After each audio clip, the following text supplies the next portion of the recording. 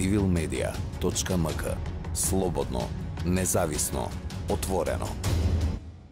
Koga zboриме za ilegalno oružje i za šverc na oružje, тука се два битни елементи кои што мораме да ги поврземе.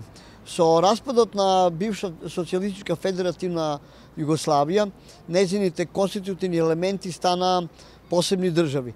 Меѓутоа, комуникациите кои што ги поврзуваат тие држави, комуникации кои поврзуваат соседните општини, да речеме, помеѓу Македонија и Србија, помеѓу Србија и Црна Гора, помеѓу Црна Гора и Косово, стана сега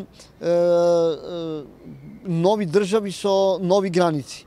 Меѓутоа, без оглед на тоа што се поставени граници, комуникациите остана и тие комуникации на некој начин беше невозможно до крај да се контролират и контрола над тие комуникации ги превзеде уствари мафијата, ги превзеда криминалните групи, користејќи ги за своите потреби. Вториот елемент кој што силно влијаеше на недозволена трговија со оружје, тоа беа настаните во Албанија, при што и на просторот на бивша Југославија со распадот на Југословенска народна армија. Така да во еден момент ние имавме, да речеме, од Албанија 550.000 парчиња оружје и околу 839 милиони парчиња муниција, 16 милиони пакувања на разни експлозиви кои што премина во рацете на криминални групи. Тие криминални групи почна да го пренесуваат и да го шверцуваат тоа оружје најнапред по овие илегални патни правци на просторот на Западен Балкан.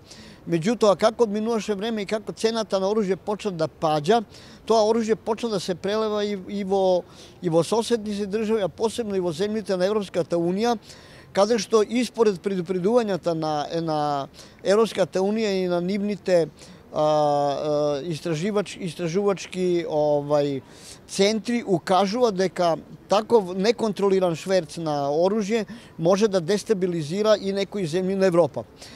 Што се случи понатаму? Зошто е тоа така? Затоа што, да речеме, цена на еден калишников на балканските простори, односно на просторите на бивша Југославија, вклучувајќи тука и Албанија, Косово, достигнува цена 300 евра. Меѓутоа, тој исти калишников, ако го префрлите во било која земја во Европската унија, достигнува цена од 3000 евра.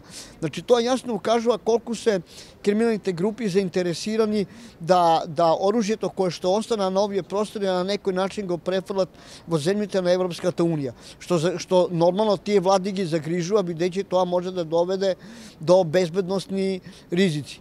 После Брекзитот се појави една интересна ситуација, да речеме Англија, во која практично ни полиција не носи оружје, огнено оружје мислам, и каде што нивото на криминал углавном завршуваше со ладно оружје, со ножеви и така натаму, почна да префрла големи количини на оружје од балканските земји и на територија на ова држава, што представува еден загрижувачки момент.